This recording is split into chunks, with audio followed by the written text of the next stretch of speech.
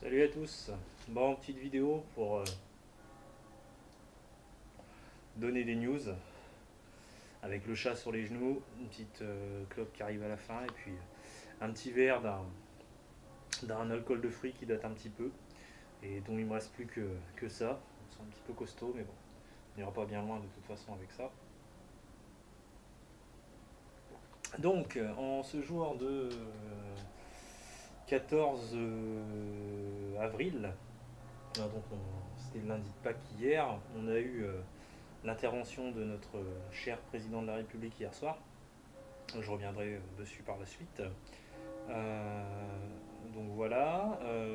Petit point rapidement sur la situation. On est toujours en période de confinement, hein, 5e semaine. Il fait beau. Euh,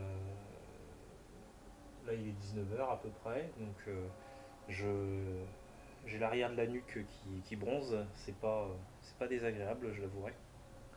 Et voilà. Je suis actuellement en vacances, hein, puisque notre président d'université a proposé ou imposé, mais bon, compte tenu de l'activité, voilà, je suis pas sûr que ce soit bien gênant que les 4 prochains jours, donc de mardi à vendredi, nous soyons en congé, de façon aussi à ce que lors de la reprise, nous n'ayons pas une masse de congés trop conséquente à épuiser. Voilà. Pour ce qui est de la santé, les choses vont plutôt bien. Euh, j'ai pris des nouvelles de mon entourage qui a l'air de se porter plutôt bien aussi. Donc voilà ce qu'il en est. Je suis sorti il y a quelques jours faire des courses. J'étais agréablement surpris de voir que les gens étaient un peu plus sereins que les autres fois où j'ai pu sortir. Euh, Moins de comportements sauvages, peut-être un peu plus de civisme, un respect des gestes barrières assez notable, en tout cas dans les supermarchés, peut-être un peu moins dans la rue, mais bon, les gens ne font que se croiser, restent assez peu à proximité, si ce n'est quand on attend sur le bord du trottoir pour faire la queue devant un tabac. Là, effectivement, les gens n'ont pas forcément l'attitude qui devrait être exercée, mais bon, c'est des points de détail. Donc, concernant l'allocution du président de la République hier, j'ai été surpris par plusieurs choses. Alors, je ne vais pas forcément dire agréablement, parce qu'il y a des choses qui me semblent être de l'ordre du bon sens, hein. Je pense que c'était tout simplement nécessaire, hein. De toute façon, si ça avait été autrement, ça serait peut-être tout simplement pas passé. Donc, c'est peut-être aussi des effets de communication. Il ne faut pas s'emballer pour des choses qui sont de l'ordre, euh, je dirais, de l'attendu, on va dire. Mais j'étais quand même surpris de voir qu'on n'avait pas fait toute une tartine, voire même, je suis même pas sûr qu'on en ait parlé, sur la question de la chloroxychloroquine, hein, puisque notre chef de l'État avait été rendre visite à Marseille aux scientifiques en vogue, porte-étendard de ce remède de plus ou moins miracle, hein, on ne sait pas trop. Scientifique qui, moi, me fait beaucoup penser aux scientifiques responsables de l'équipe de la zone 51 dans le film Indépendance D et Indépendance D2, que je vous invite à revoir éventuellement. Donc voilà. Mais ça n'a pas été voilà, plus détaillé que ça. Et d'ailleurs, c'est peut-être pas, en tout cas moi à titre personnel, c'est pas forcément euh, ce que j'attendais, qu'on passe trop de temps là-dessus. On a parlé plutôt de la question des mesures envisagées de déconfinement. On n'a pas parlé, je dirais, de déconfinement au sens strict. En envisageant une date pour certains établissements qui serait le 11 mai. Sachant que les choses visiblement peuvent être amenées à évoluer en fonction de ce qui va se passer dans les 4 semaines, hein, puisque le 11 mai, ça sera dans un mois, nous sommes le 14. pendant les 4 semaines qui nous séparent de cette date butoir, et sachant aussi que pour l'instant, il n'a été envisagé de remettre en activité seulement les écoles et les crèches. Visiblement, les universités n'étant pas concernées, en tout cas pas en enseignement physique. Ce qui pose la question, hein, ne serait-ce que pour mon secteur, hein, moi je fais de la formation à distance principalement, mais on est quand même sur un campus qui fonctionne majoritairement en physique, donc est-ce que notre service bien particulier va être le seul à fonctionner, à retravailler au 11 mai? Pour l'instant, on ne sait pas. J'ai regardé, bien qu'on soit en vacances, mes mails aujourd'hui pour voir si des précisions avaient été apportées par rapport à ça. Pour l'instant, rien n'a été visiblement décidé au niveau de la présidence de notre université. Quoi qu'il en soit, on verra bien, même si j'envisage déjà les problèmes que ça peut poser, parce que même sur la question des écoles, moi j'ai déjà des amis qui sont dans le milieu du professorat, en école primaire, ça pose de vraies questions, dans le sens où euh, aller à l'école, c'est pas juste mettre un gamin devant un prof, s'assurer tout ce qu'il y a autour, tout ce qui va avec. La question de la cantine, la question de la prise en charge le soir pour les parents qui peuvent éventuellement pas venir chercher leur enfant à 4 heures et quelques, hein, voilà. Euh, tous les systèmes de garde qui existent, etc. etc. Donc qu'est-ce qu'on entend par remise en fonction de l'école? La question des bus scolaires, par exemple, aussi. Il y a plein de paramètres qui restent encore assez flous. Et puis il y a un paramètre très simple, c'est le paramètre des parents. Parce que euh, remettre des gamins à l'école, ça peut alléger les parents qui sont en télétravail, effectivement, mais ça peut aussi avoir la complication, toujours, hein, si les parents eux-mêmes sont amenés à revenir au travail, parce que l'idée c'est ça, hein, c'est pas tant de libérer les parents qui sont en télétravail que de libérer les parents de façon à pouvoir remettre par la suite les parents au travail. Sauf que pour tous ceux qui n'ont pas par exemple de nounou et qu'ils aient gardé leurs enfants par grands-parents ou parents parfois, mais qui sont potentiellement des personnes à risque, hein, des personnes fragiles, bah on fait quoi? Parce qu'il y a effectivement des gens qui n'ont pas de nounou et qui, le mercredi, quand il n'y a pas école, font garder leurs enfants par des grands-parents ou des parents qui peuvent être potentiellement à risque. Voilà, ça reste problématique. Ça engage la question de la deuxième vague, hein, parce qu'on veut miser sur la question de, euh, de l'immunité naturelle qui pourrait se constituer euh, en déconfinant, quitte à reconfiner un peu plus tard. Sauf que, faut pas se mentir, même si on n'en parle pas, l'immunité, elle peut pas se faire sans qu'il y ait de la casse à côté. Et les estimations en termes de casse seraient, si on voulait créer cette immunité, d'à peu près 1% de la population. 1%, c'est quand même pas rien, quoi. Euh, donc voilà. Donc ça pose question.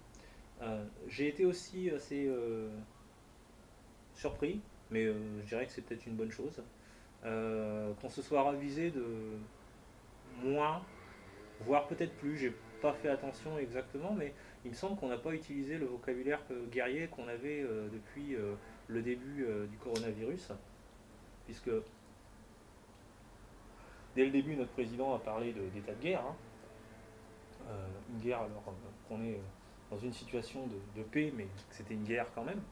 Euh, Pourquoi il n'a pas utilisé ce vocabulaire-là? Peut-être parce que c'était pas de bon ton. Il y a eu tellement de décès dernièrement qu'il va aller peut-être mieux avoir un discours un peu plus humaniste qu'un discours guerrier. Peut-être aussi parce que nos homologues allemands, eux, n'utilisent pas ce terme et l'ont limite reproché à la France d'utiliser ce terme. Et puis peut-être aussi parce que tout simplement, en tout cas c'est mon avis personnel, c'est un vocabulaire qui n'est absolument pas adapté. Alors pourquoi il n'est pas adapté? Pour plusieurs raisons. Parce que, je ne vais pas vous faire la fiche Wikipédia, mais euh, la guerre consiste à une opposition effective, ou en tout cas au moins idéologique, entre des États, euh, éventuellement des factions au sein d'un même pays quand c'est le cas d'une guerre civile, mais on a un ennemi clairement identifié qui fait état d'une doctrine, d'une idéologie, euh, de volonté, qui peuvent l'amener à tuer, certes. Hein. Le virus tue, certes, mais est-ce que le virus a une volonté consciente de tuer? C'est une vraie question. Euh, Ça met aussi en évidence le fait que l'État ou la faction est un minimum structuré, fait état de force militaire, de faiblesse aussi, euh, d'une éventuelle stratégie, donc de moyens humains, de moyens techniques et technologiques, etc. etc. Et puis qu'on ait une certaine connaissance justement de ces moyens. Or, comme je le disais, est-ce qu'on peut prêter au virus qui n'est qu'un organisme parmi d'autres qui répond à, je dirais, une sorte de programmation génétique qui consiste à se répandre hein, dans la population et se multiplier. Est-ce qu'on peut lui conférer une volonté consciente? J'en suis pas sûr. D'autre part, comme je disais, il y a un certain nombre d'aspects qui permettent, dans le cadre d'une guerre, d'identifier un ennemi. Or, il y a beaucoup de zones de flou concernant le coronavirus qui me semble que c'est un supposé qu'on considère comme un ennemi. C'est un ennemi qui est quand même assez mal identifié.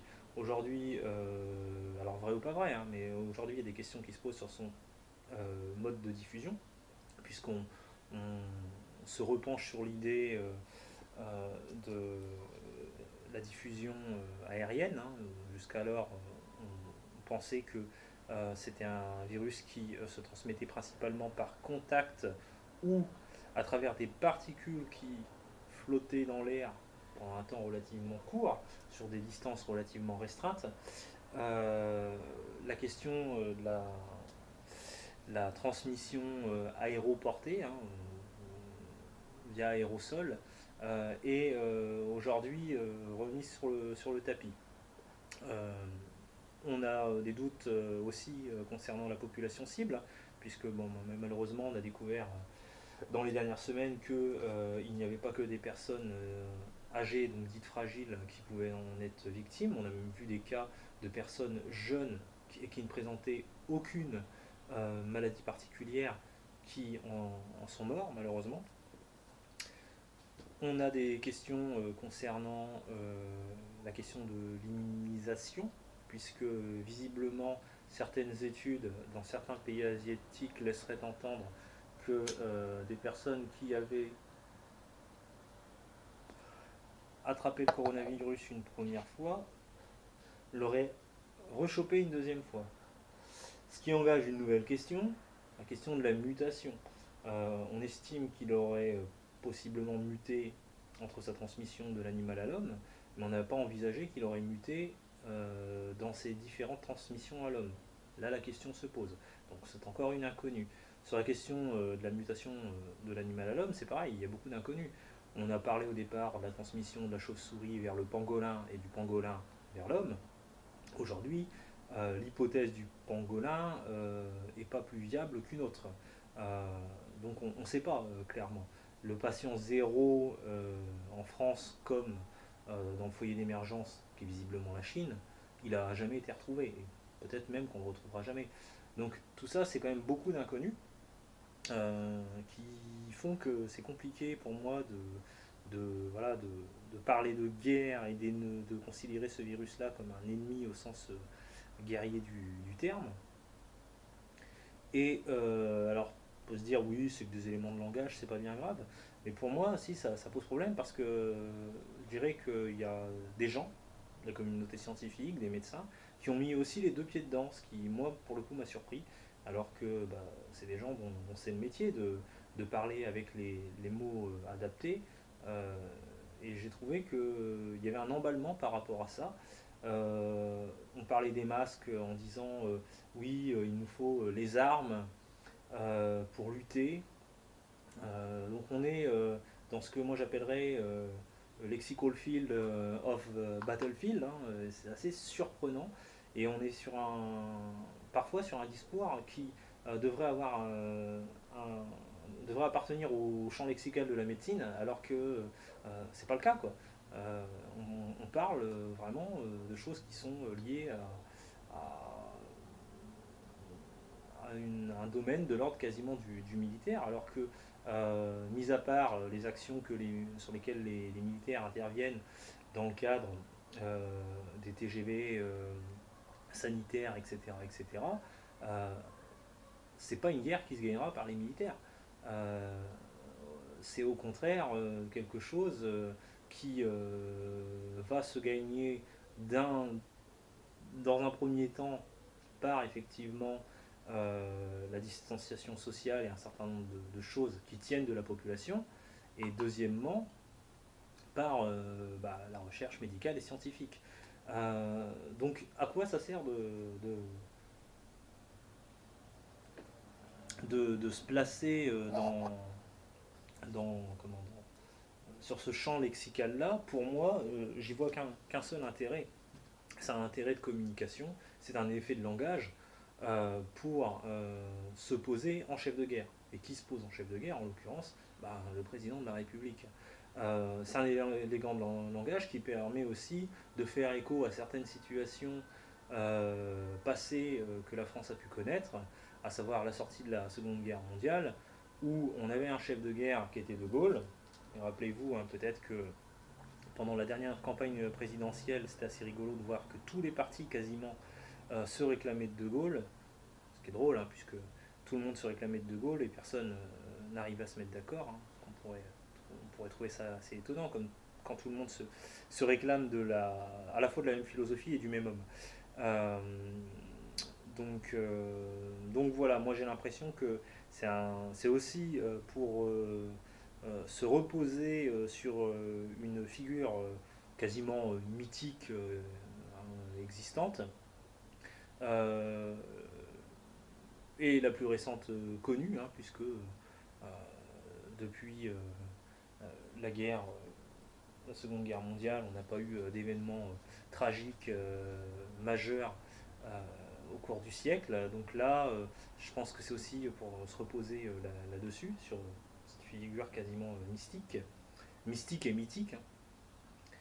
Et du coup, envisager qu'en sortie de crise, on sera considéré comme tel, à savoir comme le chef de guerre, sauveur de l'État et de la nation.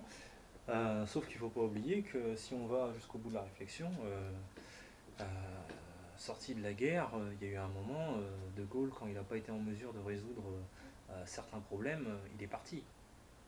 Euh, donc, euh, donc est-ce que le gouvernement tirera les enseignements de ces références passées? Ça, c'est quelque chose qu'on verra par la suite. Mais quoi qu'il en soit, là, le discours était un peu moins guerrier, quand même. Donc, bon, c'est pas plus mal, même si je pense que c'est la communication qui a bien compris que c'était pas à l'ordre du jour hier soir. Donc, euh, donc voilà. Euh, alors la question, je reviens sur la question du 11 mai, en quoi ça, comment on peut réfléchir là-dessus? Je pense qu'il n'y a pas 10 000 questions à se poser. Il y a une volonté qui est de relancer un petit peu l'économie. Ce qui, d'une part, peut se comprendre, parce que plus on va rester dans cette situation, plus ça va être compliqué de redémarrer, et plus la crise économique qui nous attend derrière va être dure, ça c'est clair.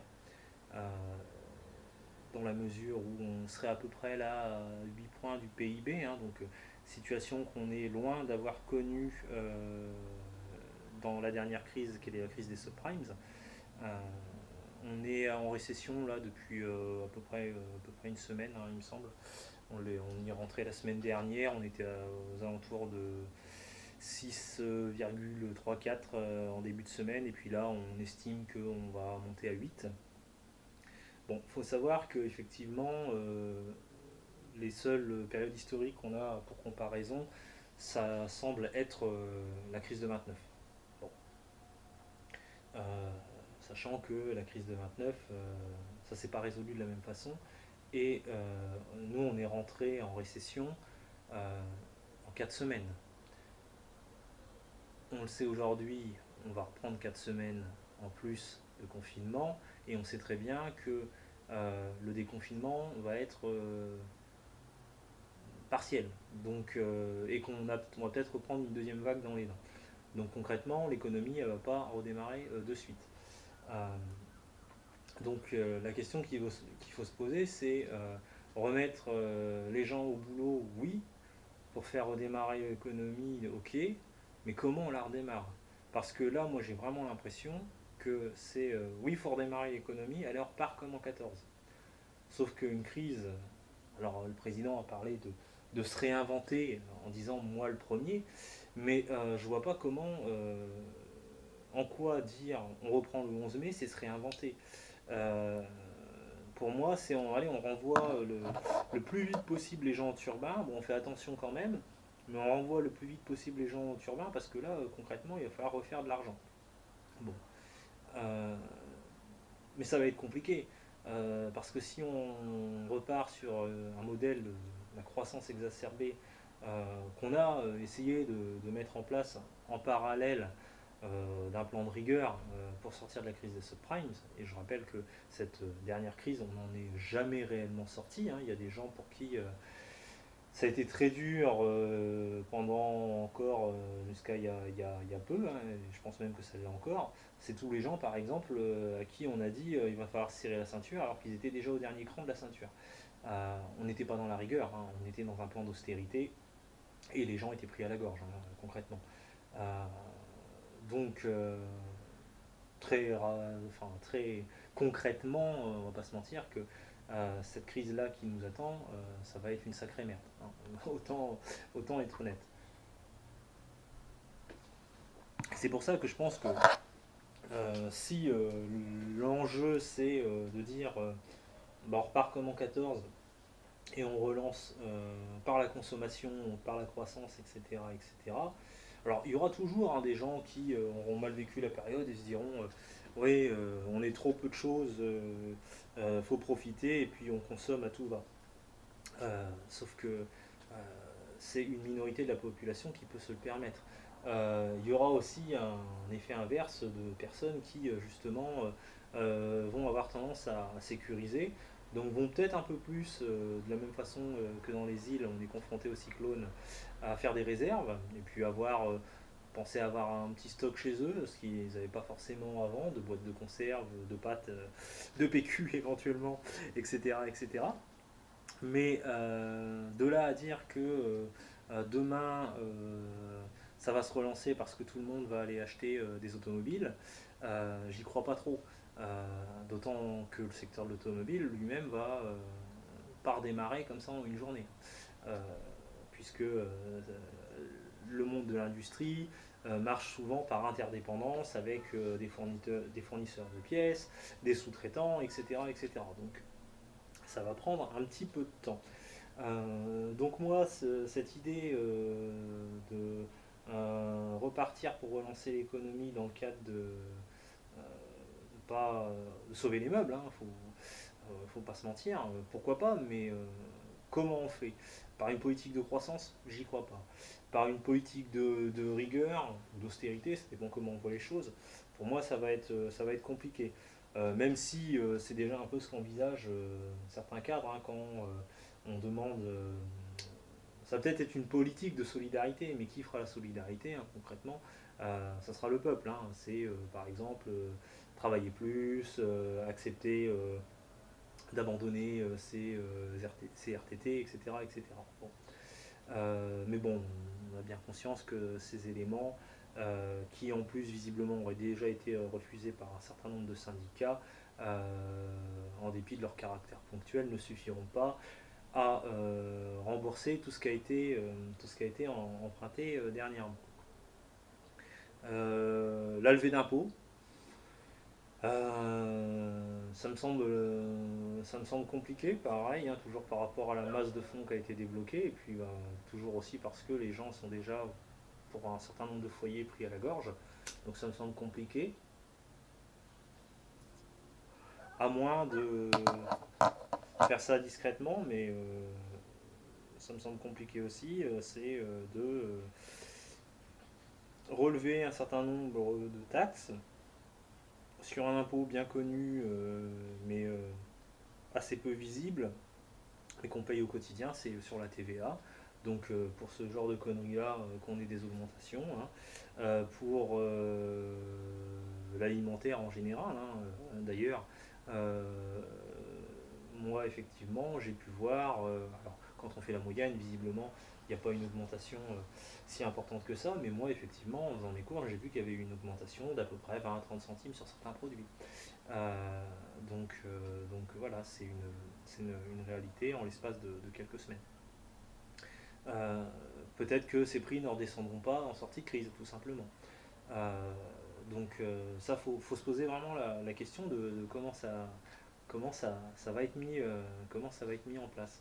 Euh, Moi, je m'interroge justement sur, puisque notre président visiblement veut se réinventer, jusqu'à quel point il ne faudrait pas réfléchir au vu du contexte, à réinventer, à avoir de nouvelles idées de l'économie. Ça peut paraître bizarre de dire ça, je ne suis pas économiste, hein, pas du tout, et puis, j'ai pas la prétention de l'être, mais pour autant, je pense que ça pourrait valoir le coup, euh, en cette période où les gens ont le temps pour réfléchir, de réfléchir à des idées multiples et différentes d'une nouvelle forme d'économie, plutôt que, et vous m'excuserez, hein, la phrase va peut-être vous paraître facile, plutôt que de faire l'économie des idées. Qu'est-ce que j'appelle faire l'économie des idées? C'est de se dire, bah, de toute façon, l'économie, c'est une sorte de grand léviathan, ça marche comme ça, les rouages sont comme ça, on peut pas les changer, ça doit tourner de cette façon-là, et c'est comme ça. Et on n'a pas le choix, on est obligé de suivre le mouvement, de se prosterner devant cette grande déité matérielle, parce que nous sommes nous-mêmes des homo economicus, et que il n'y a pas le choix, quoi. Ça, pour moi, c'est faire l'économie des idées. Euh, je pense qu'il vaudrait peut-être mieux prendre le temps d'avoir de nouvelles idées de l'économie. Des idées qui consisteraient à justement ne plus voir les choses à l'envers. Parce qu'il y a un truc qui est assez paradoxal avec l'économie.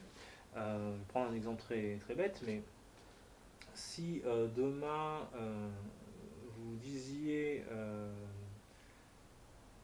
à, je sais pas, un maçon par exemple, pour construire,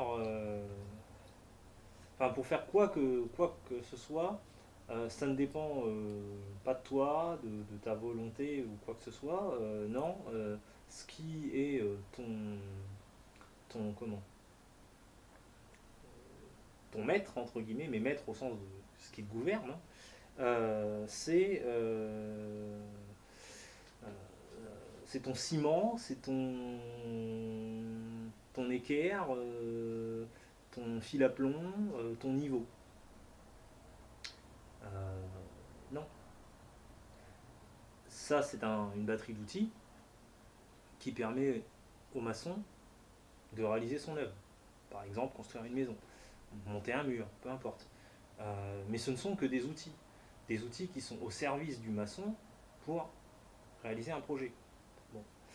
Euh, Aujourd'hui, continuer à dire on envoie les gens au turbin parce qu'il faut maintenir l'économie, euh, ça veut dire concrètement, là on voit bien qu'on arrive aux limites du système, que l'outil ne tient plus, que dans le cas d'une crise comme celle qu'on connaît là actuellement avec le coronavirus, l'outil va se casser la gueule, il est plus adapté.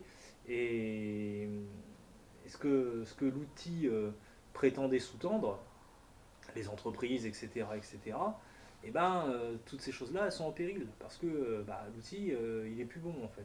Parce que l'outil impose toujours que il soit soutenu au lieu de soutenir.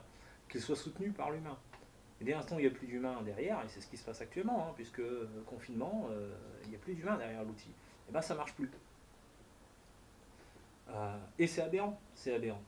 C'est aberrant parce que, comme je le disais, le, le, le maçon, ou même si on prenait le cas d'un charpentier qui a un marteau et des clous, il ne va pas dépendre de son marteau et de ces clous-là précis pour monter son œuvre. Si le marteau il n'est pas bon, il n'est pas adapté, les clous sont un peu tordus, etc., bah, il va en changer. Et puis si vraiment il s'aperçoit que ces outils sont plus efficaces et qu'il a des moyens plus modernes, des meilleurs moyens, il va en changer.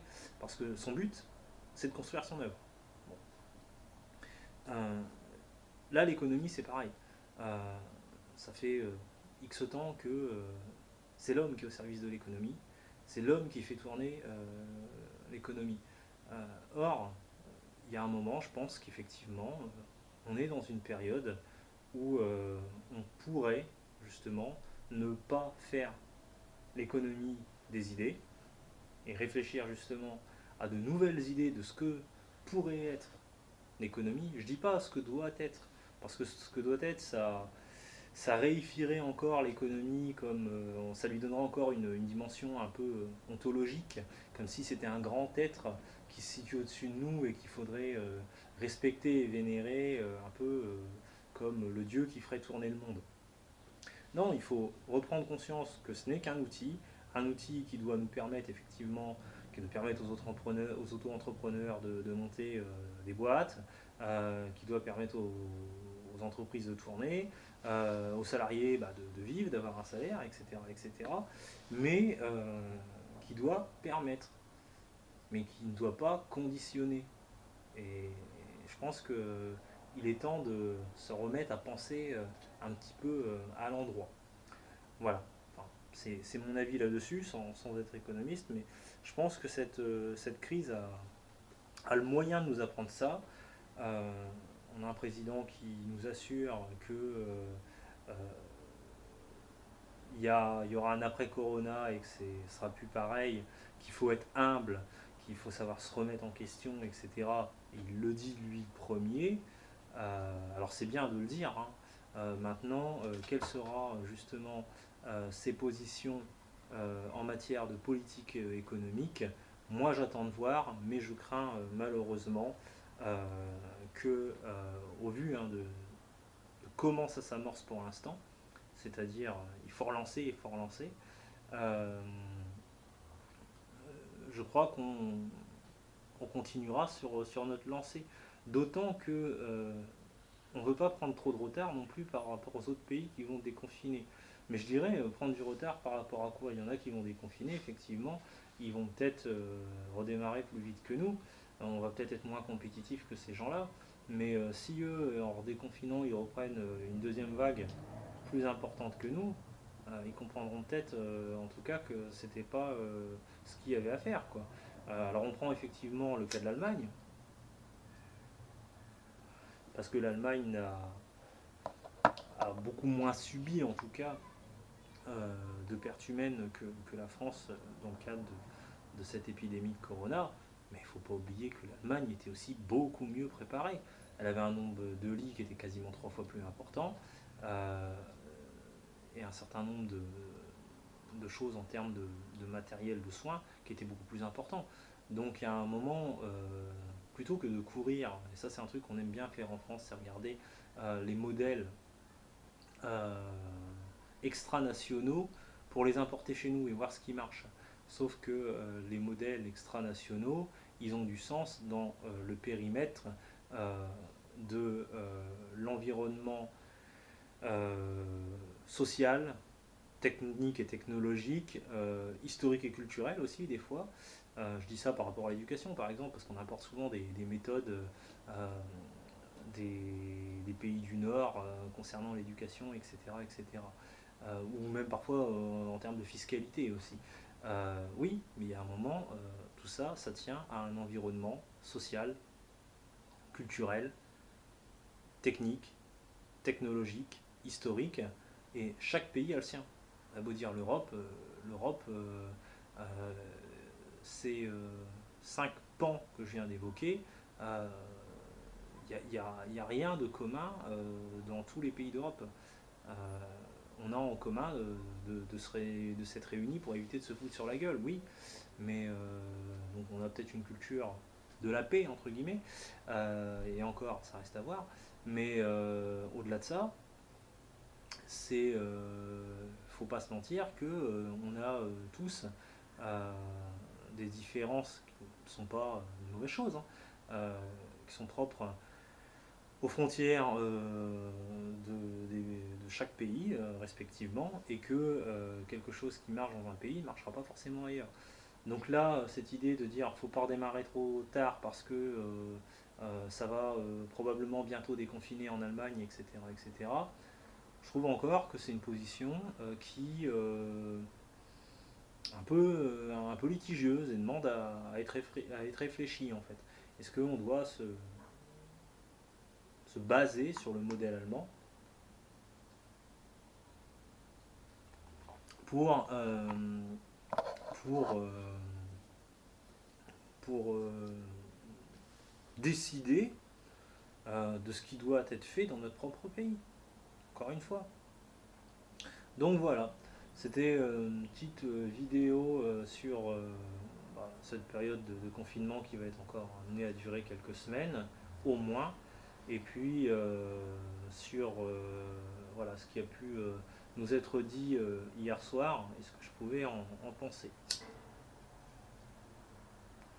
Sur ce, moi je vais vous laisser, je vais essayer d'uploader cette vidéo sur le net, sachant que je n'ai plus de PC perso à proprement dit, si ce n'est un vieux PC qui date d'il y a 15 ans, que je n'ai pas eu encore l'occasion de tester, et qui tourne encore sous Windows Vista et qui n'a que, je crois, entre 50 et 80 gigas de mémoire.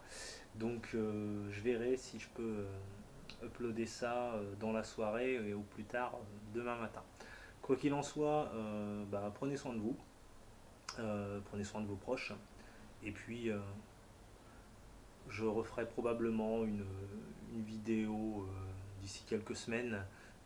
Je donne pas de date butoir parce que voilà, j'avais dit une semaine la dernière fois et j'ai pas respecté mes engagements, donc je verrai, je referai peut-être une petite vidéo à un moment pour parler un peu de ce que je peux penser de l'évolution des choses et des discours qui peuvent nous être proposés dans le cadre de l'actualité. Voilà. Bonne soirée.